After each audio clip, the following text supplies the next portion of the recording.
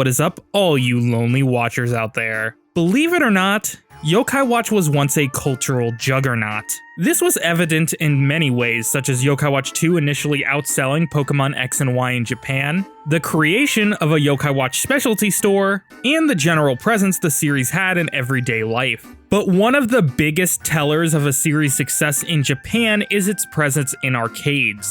Yokai Watch is no different, accruing a couple different arcade machines during its short life. And today, I think it's finally time that we talk about them. The first of these games is Yokai Watch Tomodachi Uku Wikipedia. This game was developed by Bandai as part of their Data Card series of arcade machines, which were games specifically designed to interact with physical trading cards. The first Tomodachi Uku Wikipedia machine was tested in December of 2013, before being officially unveiled at the Next Generation World Hobby Fair the following month. The game then got a full official release to the public on January 30th, 2014, being the third ever Yokai Watch game at the time behind Yokai Watch 3DS and Yokai Taiso Daiichi Puzzle Danyan. If you're playing for the first time, the machine will give you a random starter card featuring a picture of your yokai, their tribe, name, rank, attribute, attacks, level, and a unique QR code so the machine can recognize your specific card. You can then insert that card into the machine and pick a yokai on the map to initiate a 3v3 battle. One of the 3 yokai in your team will be from your card, while the opposing team's yokai are usually related to the one you selected on the map. The battles are turn-based and rely on a 3-reel slot machine, which awards points to you and your enemies, which decides what kinds of actions they take. The battle ends when all yokai on either team have their health reduced to 0. Similar to the 3DS games, there's a small chance a yokai from the opposing team will wish to become friends with you after battle, giving you their card. You can either use these cards in future battles, or sacrifice 2 of said cards to level up a third card, permanently altering not only the card's stats but the design itself. It's kind of like an arcade license but cranked up to 100. You have so much freedom over which yokai you bring to battle and which yokai you level up. These cards weren't entirely exclusive to machines, as booster packs were sold in stores just like any other series of trading cards. Cards would also be routinely included in CoroCoro magazine issues and other products. The game got continuous updates to add more yokai and support for the various new Yokai Watch toys that came out over the years. The first was the Dream update on July 28th, 2016, which added Dream Medal support. You could charge your Dream Medals for bonuses when you scanned them via NFC into Yokai Watch 3. All future updates followed a very similar structure.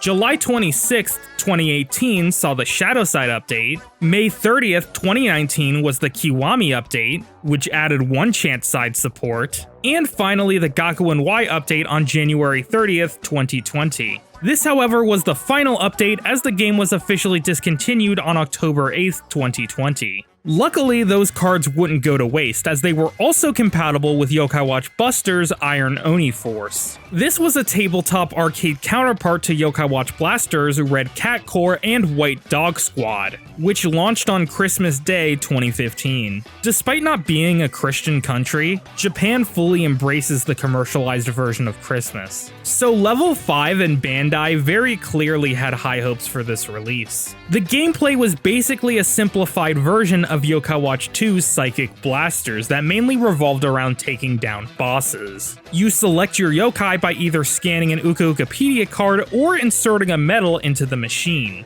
effectively letting you play as said yokai. This machine also introduced the Buster license. Like other arcade licenses, this card kept track of your yokai, progress, and items. You could also scan this QR code into the Japanese version of Yokai Watch Blasters after the Moon Rabbit Crew update to receive exclusive items such as Challenger tickets. Within the English version's code, you can find translated tutorial screens for the Iron Oni Force link function, implying the game was originally meant to release in the West as well. This game also introduced a few boss yokai. Ikara OS is the most well-known example since he appeared in Yokai Watch 3, but we also got Jiki, Enki, Ongyuki, and Hayuki.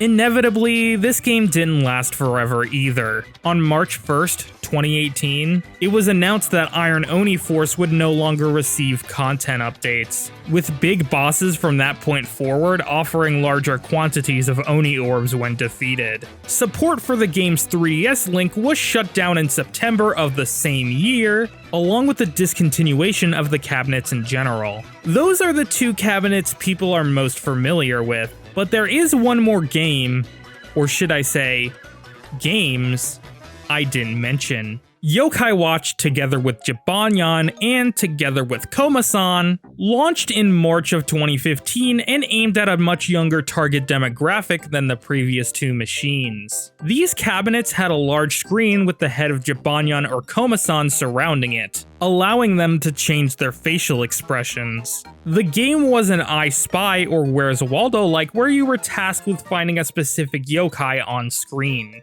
only letting you see yokai in the area you illuminate with the Yokai Watch. It kinda reminds me of the search mini-games that would buffer commercial breaks in the anime. The quicker you find your assigned yokai, the more points you get. After a few rounds, the screen gets entirely taken up by Jibanyan or Koma-san so you can take pictures with them, with different amounts of points correlating to different facial expressions. This was a really cool experience for younger fans, which I was surprised to see no English documentation for. While I was unable to find an exact date of discontinuation, these types of machines usually get replaced after 2 years. There's a possibility one of these machines is still in an arcade somewhere since it doesn't require online or updates like the other two, but it's extremely unlikely. And that's it for Yokai Watch's history in arcades. While it may not sound like a lot, arcade culture is very important in Japan,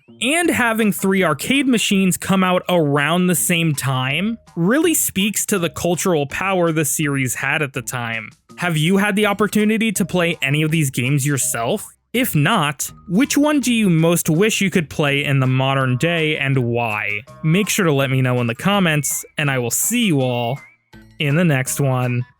Bye bye, my lonely watchers.